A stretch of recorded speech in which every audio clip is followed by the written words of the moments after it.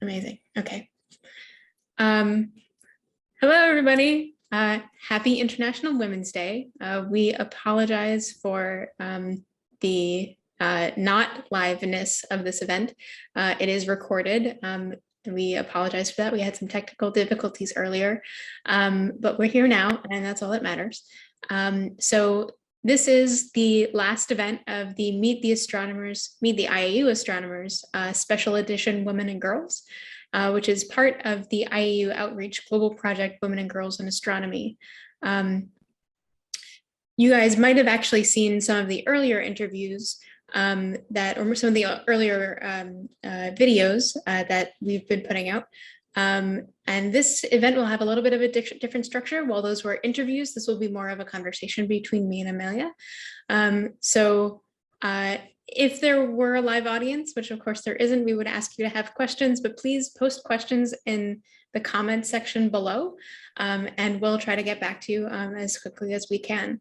All right, let's just jump right into it, and let's introduce ourselves. So I'll go first. My name is Kelly Blumenthal. I am the Deputy Director of the Office for Astronomy Outreach at the IAU. I have a PhD in astrophysics and a master's degree in education. I've been doing outreach and public engagement work for a really long time, not quite as long as Amelia, but we'll get to that later. I have really enjoyed my time and what I've learned along the way. So I'm happy to talk about that with Amelia here today. Something that I did recently, you might have seen the seminar on the IAU seminar on public engagement training. And that was an event that I put together to culminate this public engagement training project that I was a part of, where we released some materials for running your own workshop on relationship building. So that is a piece of material that is out in the world, and you can go search for it. We can maybe put a link down in the description below, so you can find it if you're interested in it. And I'm sure we'll have a whole host of other links for you. So keep a lookout for that. But I'll stop now and let Amelia introduce herself. Okay, thanks, Kelly. Well, my name is Amelia OrtizGil, and I work as an astronomer at the University of Valencia Astronomical Observatory in Spain. And my work is focused mainly on the topics of astronomy outreach and education. I started my career as a researcher, but after 10 years of being in pure research, I moved into astronomy outreach and education. And I work particularly in the development of resources and activities which are accessible to learners with special needs. I am leading the project A Touch of the Universe, which is developing tactile models of different tactile resources in particular for blind and low vision people. And we have developed a series of models of the rock planets in our solar system, which are in 3D, so they can be touched. I am also a member of the Spanish Astronomical Society's Women and Astronomy group, and also I am a member of the Women in Astronomy working group of the International Astronomical Union. And well, I'm really happy to be here today talking with Kelly and with you all, although it's not live, but yes, I'm very happy to be here with you. Amazing. Okay, so given all that experience, Amelia, you've been working in this field for such a long time, and you have so much experience. What do you think are some of the key concepts and best practices that we should keep in the forefront of our minds when we're doing public engagement and outreach? I think the first step is to listen to what these communities have to say, and so that we can learn how to best help them and how to best reach them. And we need to learn about their goals and what they want to achieve when we are conducting an outreach activity or developing some resources. And it's also important to co-create, I think, to co-create with them, to involve them since the beginning in the creation of the resources or materials or activities. So they become part of it and they feel that they are part of it and they can put their wisdom and or experiences into these activities. So I think that would be my key factor, my key points. I really love that. And I really appreciate that perspective. And I think from my experience, like everybody who has experience working with communities and co-creating materials and engaging really authentically with communities thinks that that's like one of the most important things to do. And the people who haven't done it think that it's not super important, perhaps because it's exceptionally difficult.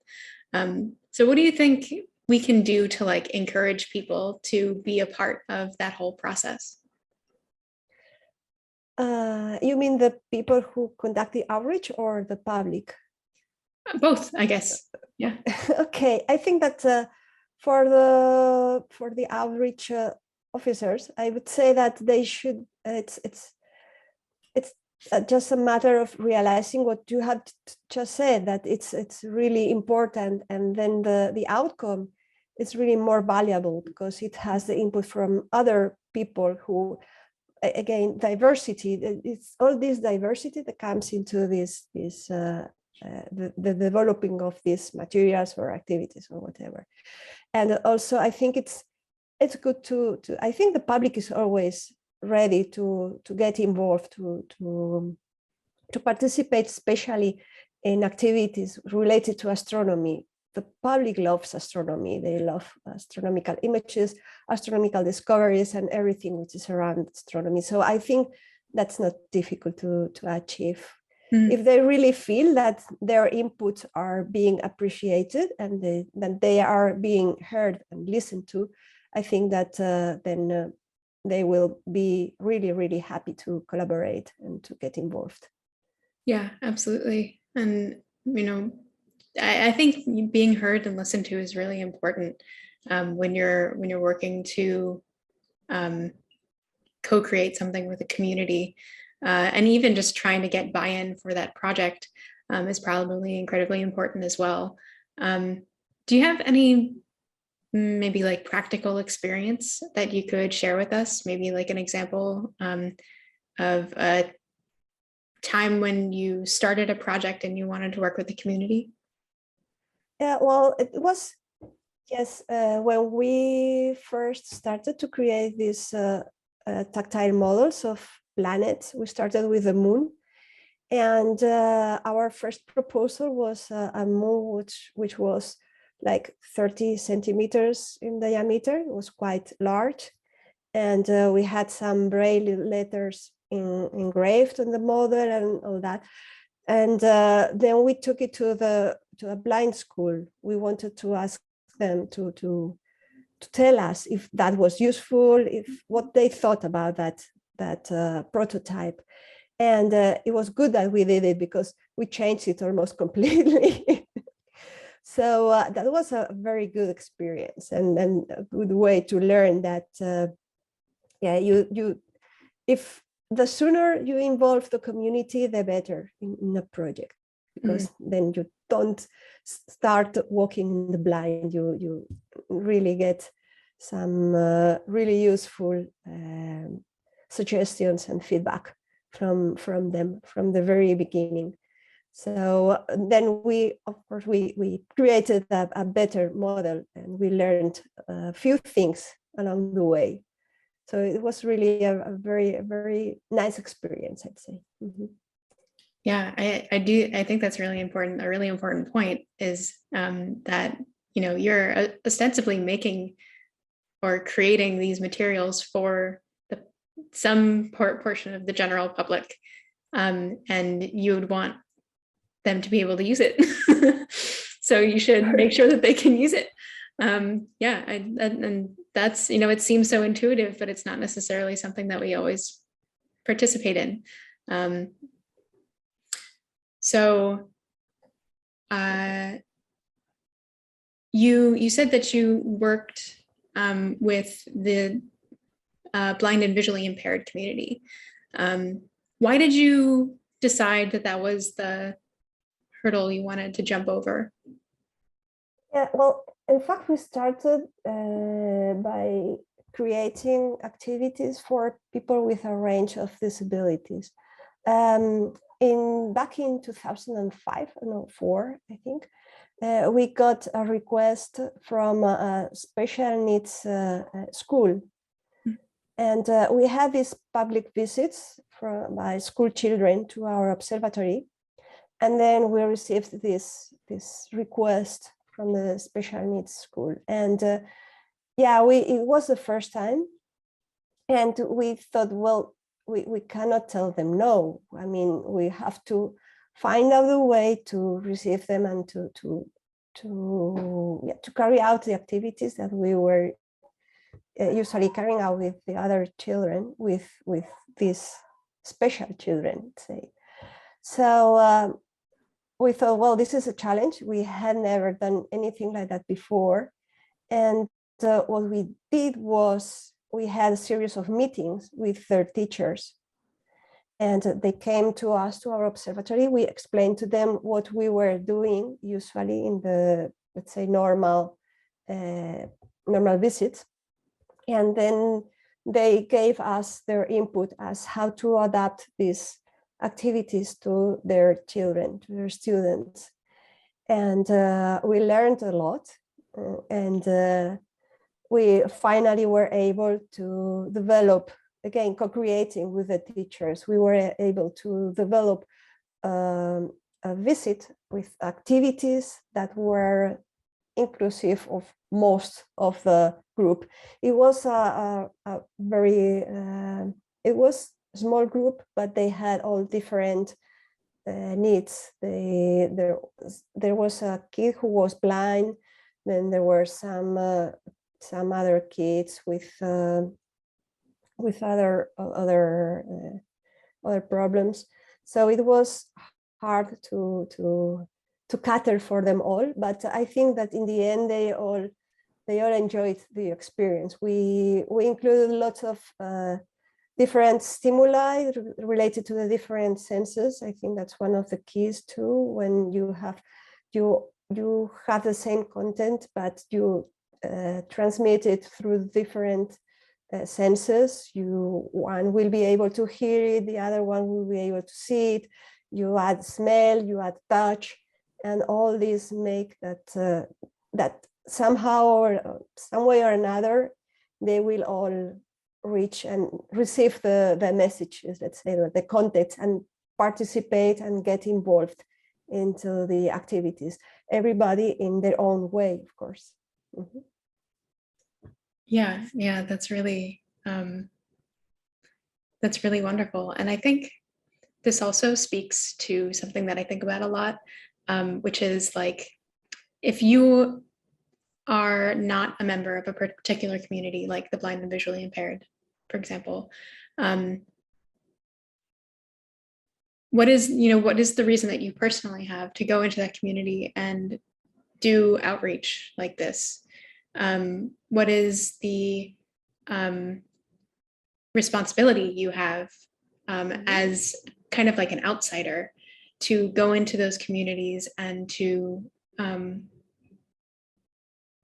maybe like teach people in a certain way, but I think maybe the answer to this like perpetual question that I have, like what responsibility do I have to make sure that I'm doing this as authentically as possible, is to make sure that I'm involving the people that I'm supposed to be helping, and make sure that I'm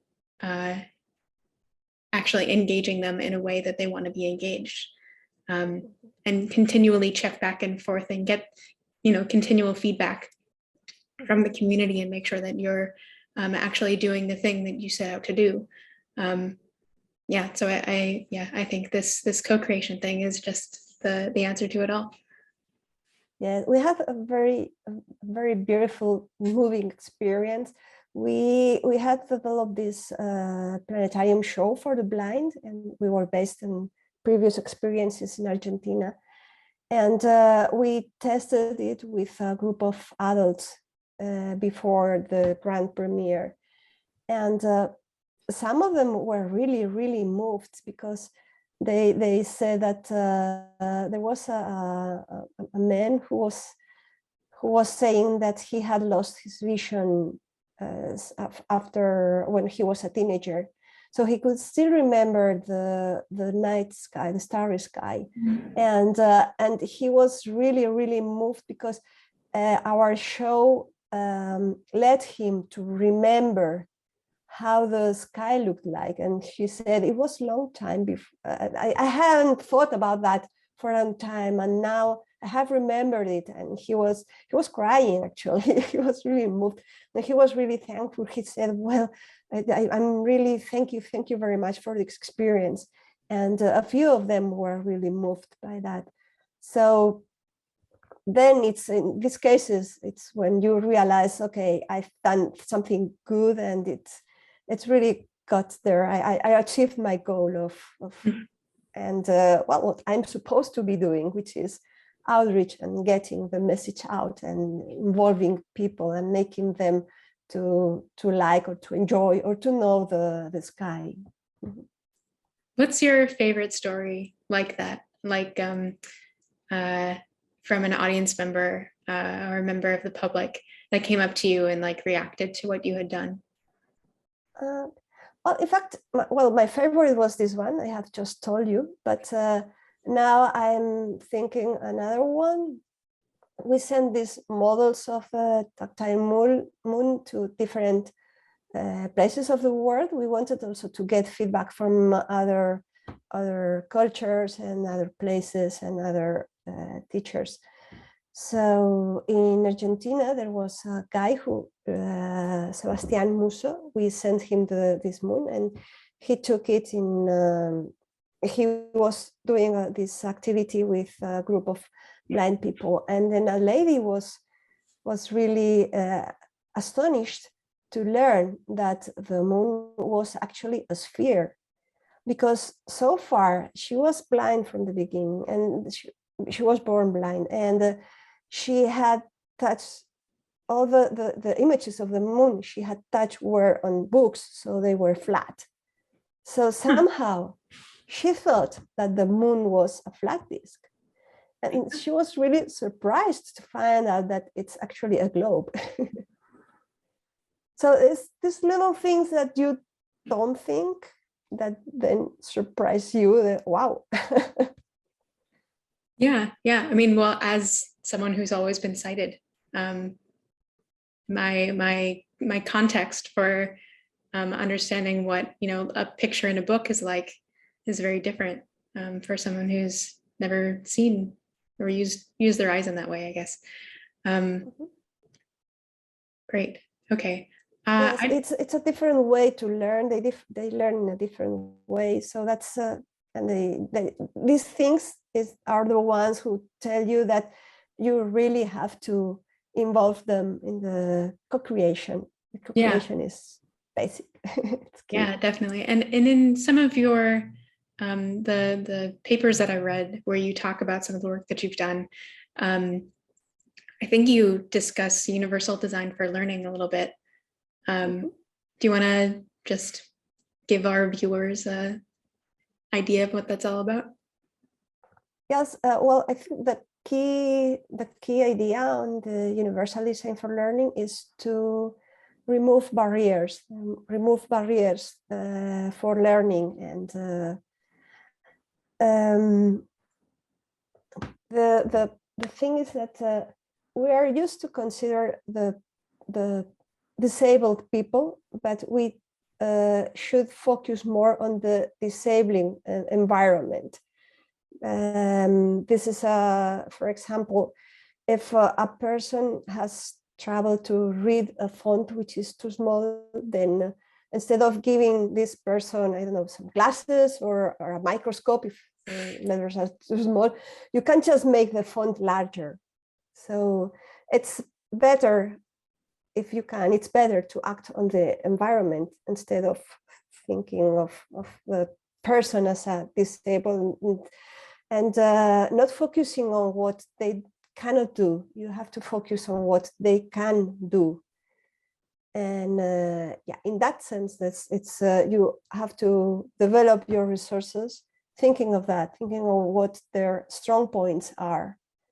And that's the key of universal design. So it's universal. It's a very big word. It's difficult to be universal, but it's almost as universal as one could get. So you have to think and to adapt and to make the contents available in as many different formats or through as many different channels, sensory channels as possible, in order to remove these barriers that doesn't allow this particular person to reach or to read this material, to use these resources. Yeah, and something that I really love about universal design for learning is that it really stresses that if you improve the learning environment for one person in your classroom or in your outreach group that you're working with, or like, you know, maybe like a subset of that group, then you'll really improve the learning environment for everybody in the group. Because if everybody has more ways to engage with material, more ways to think about something, then they all benefit. So it's not really like you're just catering to one person or a couple people. It's really like you're engaging with everyone in a more engaging way. I can't think of a better word. Yeah, it's absolutely true. That's absolutely true. You end up creating more enjoyable experiences for everyone. And it has also been shown that if we receive some information through different senses at the same time, then it's easier to remember that information. So if you see the explosion of a supernova on the screen, and then you hear the boom, and you feel the vibration, then you will probably remember. That's a more memorable experience than if you just see the explosion on the screen and that's it.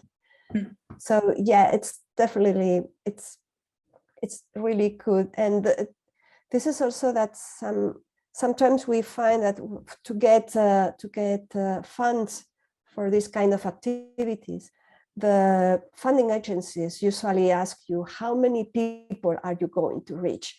That's a really tricky question. And if you say, well, you know, there are 10 blind people in my community, I will only reach these 10 people, then they will say, okay, it's not worth it, because you are going to spend a lot of money for a very little number of people. But then you can show this, that you can show that everybody is benefited from this, that we have the tactile models in the classroom where we receive the visits from the schools, and every kid loves just to put their finger into the moon craters. That's something they all enjoy. They can see the models, but it's really different just to be told, hey, Mons Olympus is the largest mountain in the solar system, than just actually seeing the 3D model and seeing this large bump on the side of the planet, and realizing, wow, that's really tall. Okay. Yeah, no, it's a wonderful way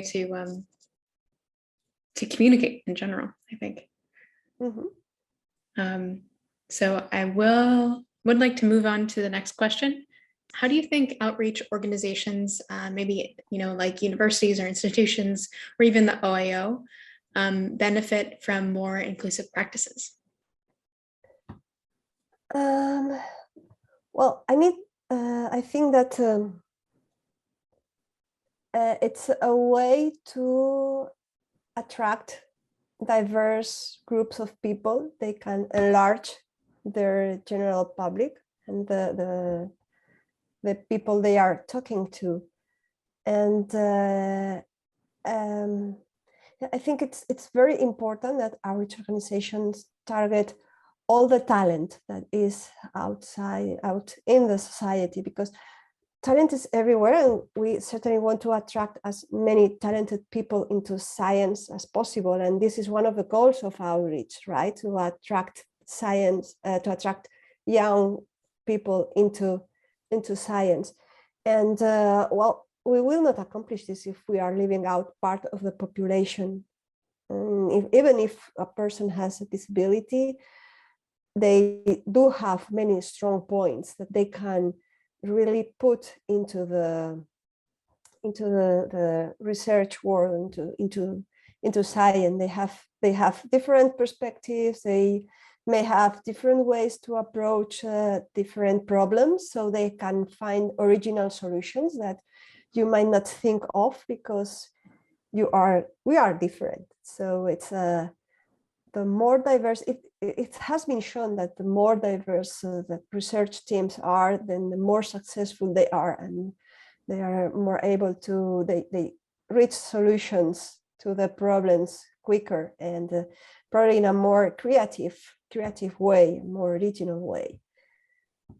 So yeah, I think that's a key for outreach organizations to try to reach everybody. And it's also, I mean, it's also a moral duty, right? Because we all live under one sky, as we have said often in our mottos, the IAU mottos.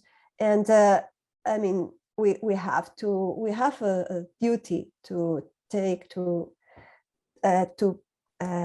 feel to everybody that they are all part of the same universe, and they all have the right to learn about the universe, and to be able to dream about the stars, and to even to study the universe if they want to. Yeah, absolutely.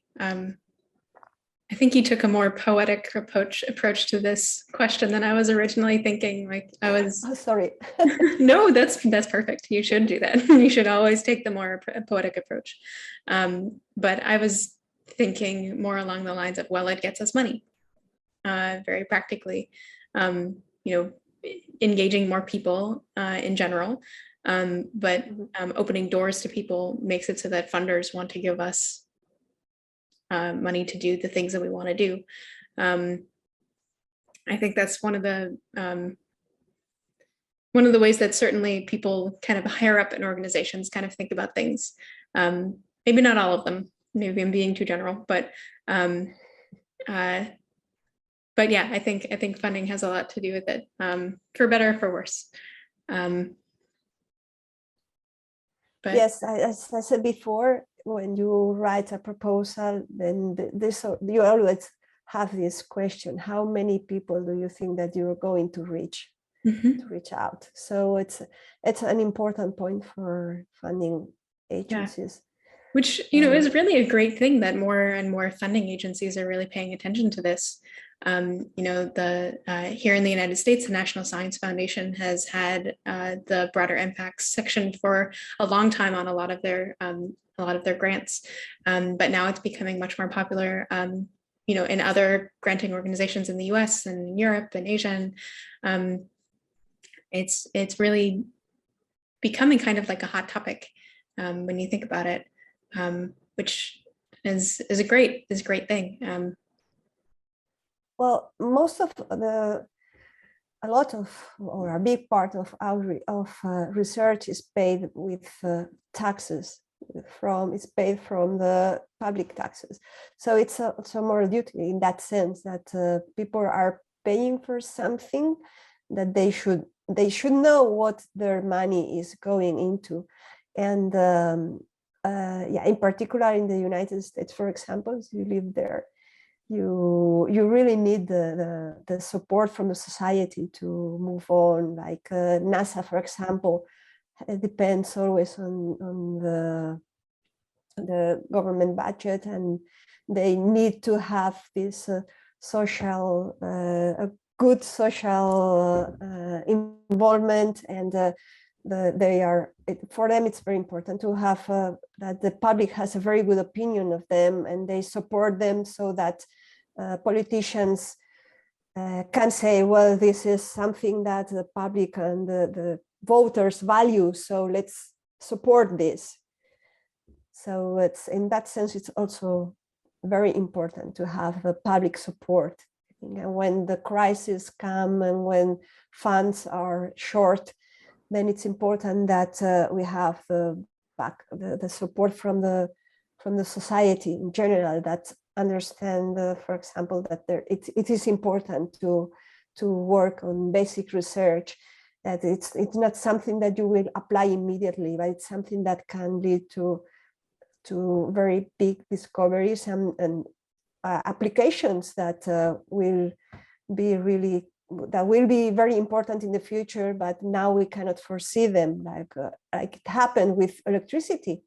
The first Faraday was discovering electricity, and he said, well, I'm not sure this is going to be important, but I think in the future it can be. At the beginning it was just a curiosity, but he said, well, I think somebody will be charging taxes for this in the future. So and now we all need electricity all the time. So Yeah, I mean, you never quite know where something is going to go in the future, yeah, for sure.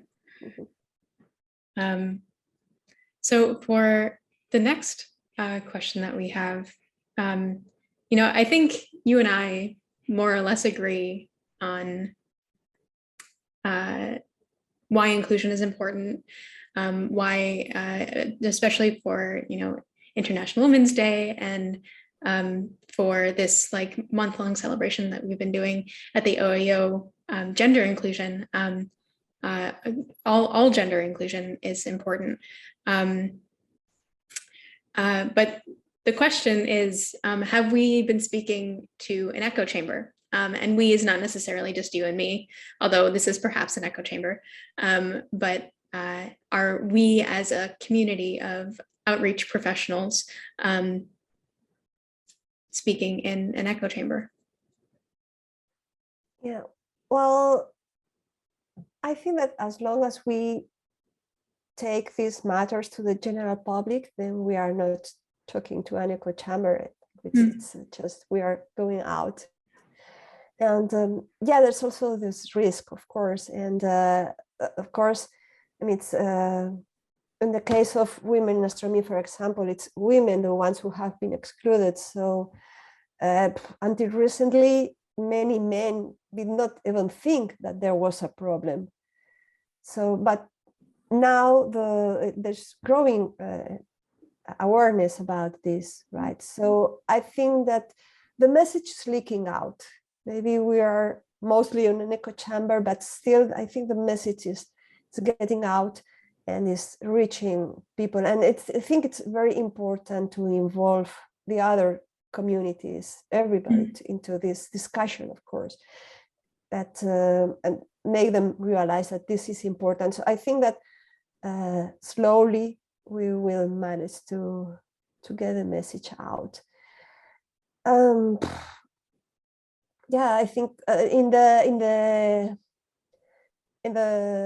women in astronomy groups I belong to, most of the members are women, but there are men, and they are very committed to the cause, let's say. And so I think things are changing, and the younger generations are more aware of the need to do something about this, that there is a real problem.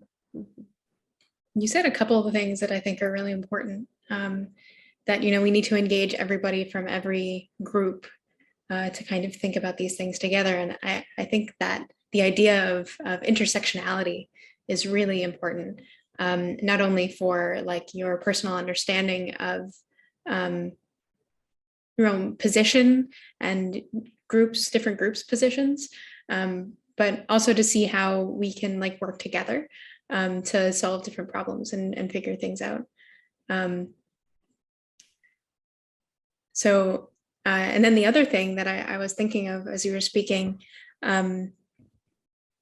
is that I wonder what role social media has on kind of like this idea of like getting the message out, you know, and making sure that or trying to see whether or not we can get more people to understand our perspective.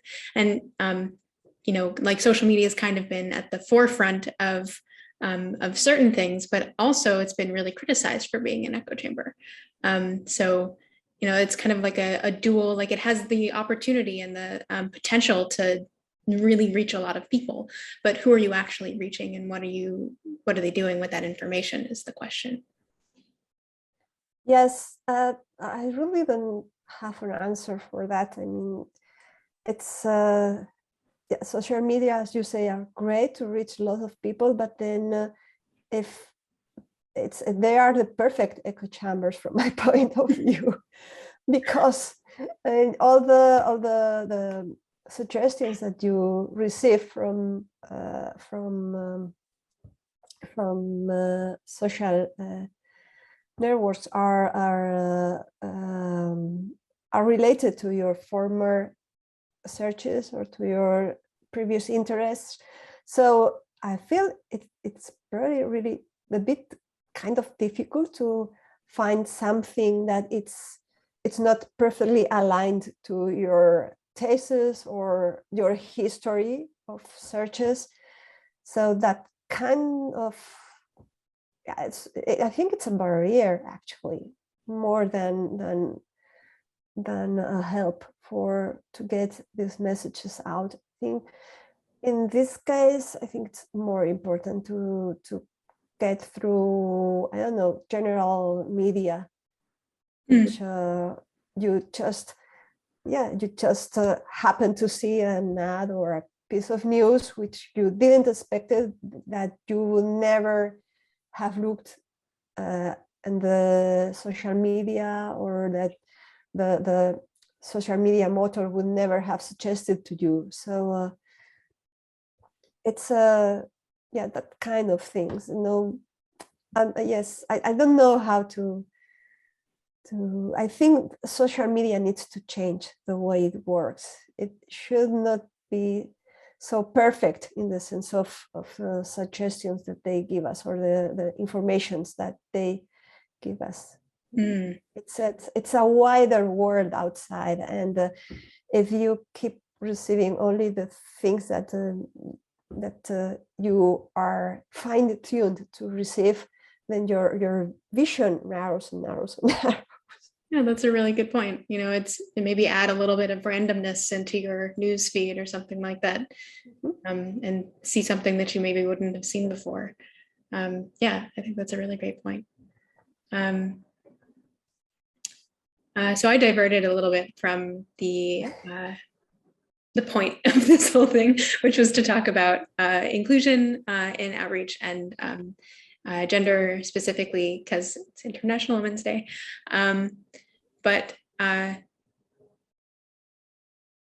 So what do you think?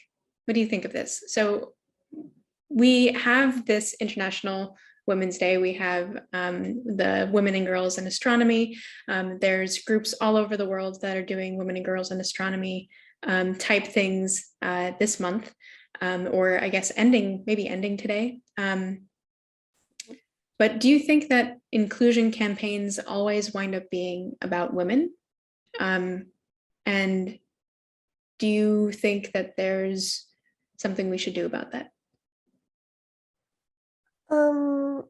Well, I think that okay, women have a very specific and clear problem, and they are a large part of the population. So I think it's good that there are these inclusion days for women.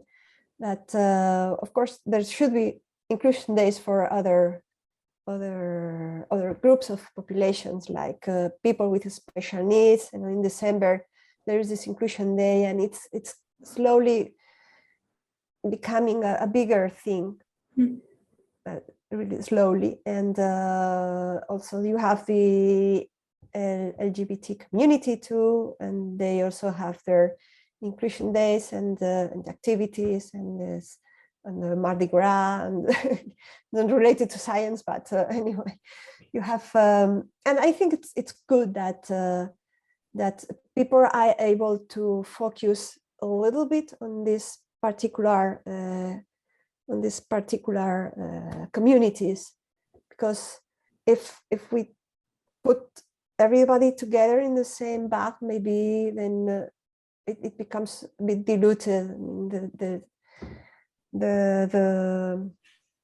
I think the specific communities probably need specific solutions, because they do have different problems. So I think it's good that there are inclusion campaigns, and I think it's good that there are different inclusion campaigns, and also that allows you to make more inclusion campaigns during a longer period of time, because otherwise people get fed up.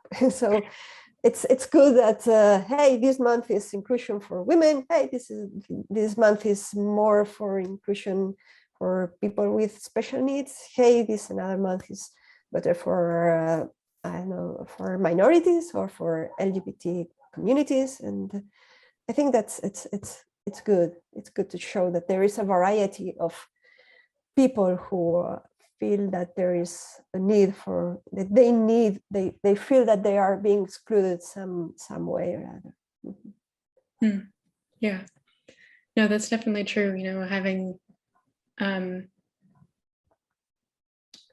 a time where it's really encouraged to express like representation and identity, that I could see that being incredibly impactful for people. It certainly is seeing images of, particularly I find it striking, like historical women in science. I just love reading about that. It just makes me feel so great. So I could extrapolate and see how other groups might find something similar, equally as impactful as it is for me. So you mentioned something a little bit earlier about how in your working group you have mostly women, but like a couple men that are on board with what everybody's saying. But in all of these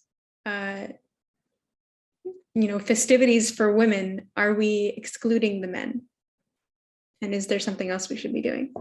Yeah, I don't think we are excluding them, but of course, if we want to highlight the work of women, then necessarily we have to concentrate on the figures of women. So that may feel like we are excluding men. But I mean, it's just for these things, I mean, for just these days. And the rest of the days we must work together. And it's only, yeah, I think it's only a matter of, yeah, that these events are purposely devised or designed to highlight the figures of women. The rest of the days of the year, it's mostly men, who we see in the news and everywhere, or yeah, male characters. So I think it's not that we are excluding them. It's just that we are highlighting women, and then they are out of this highlight just for a few days. And then we can go back. Yes.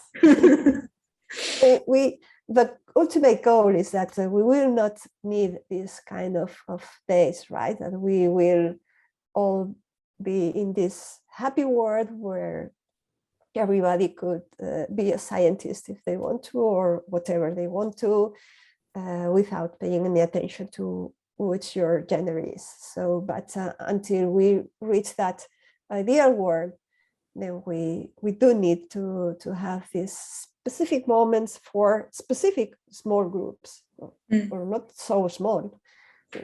Like 58% of the population, yeah. Yeah. More than that. But I think this question really speaks to the idea of the echo chamber, because if we're just talking to women during these days, regardless of what we're talking about, then are we really going to make progress with that if we're not explicitly targeting speaking to men about these issues? Well, yes and no. I mean, yes, in the sense that we do need to encourage girls and women to raise their voice and to say, hey, I want to become a researcher, I want to become a scientist, I want to become an astronomer. And here is these women who are astronomers and who are talking to us and telling us, hey, it's possible, you can do it. And so in that sense, I think that we are reaching our goal.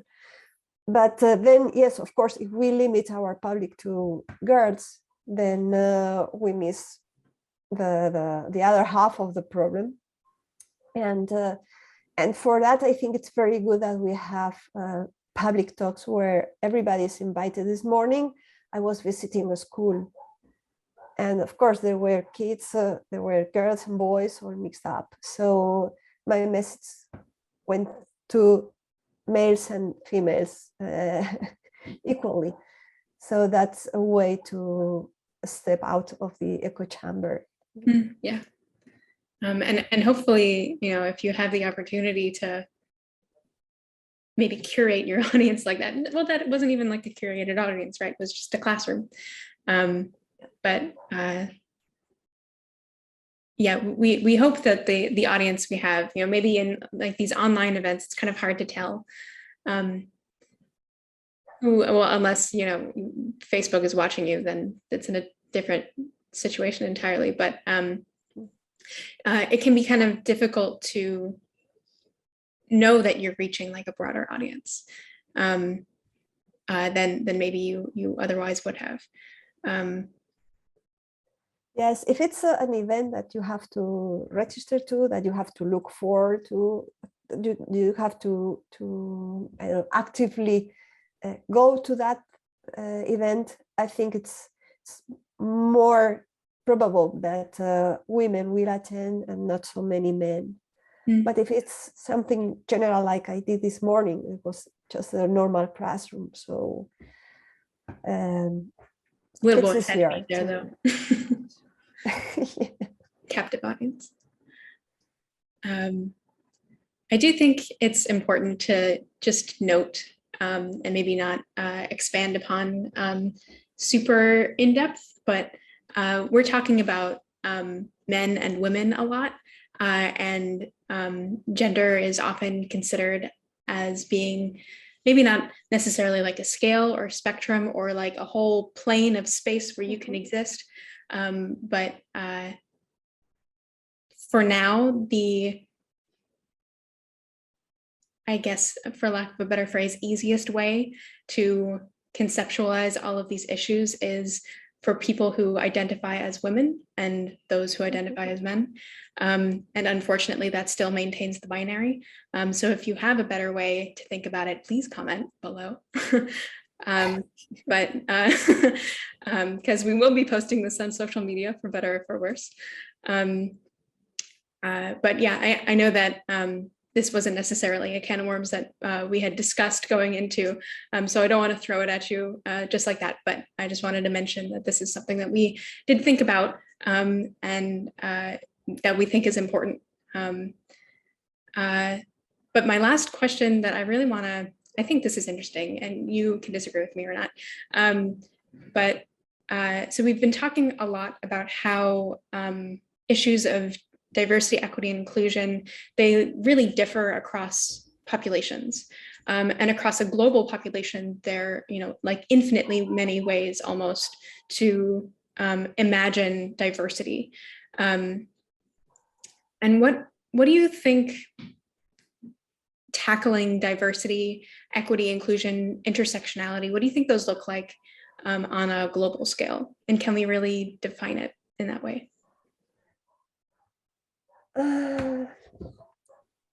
Yeah, I think they are very difficult to define, and that's difficult to define. And the word is our world is a big one. We have many different cultures and many different people in it. And I think that what we should aim to is to make sure that everyone has the same opportunities to develop fully as a person and professionally. And our duty is probably to remove all the barriers that can get on the way of these persons. Well, it's certainly easier said than done, but I think we must try at least. Yeah, I would summarize it like that. Mm-hmm. No, I totally agree that, it's just about giving people opportunities, maybe more than anything else, or paving the way for opportunities that, they can either realize themselves or others can come forward and pick up from where you left off. Yeah, absolutely. So were we in a live audience, we would ask for questions now, but unfortunately we're not. So I'm going to, unless Amelia has any comments that she'd like to bring up at the very end.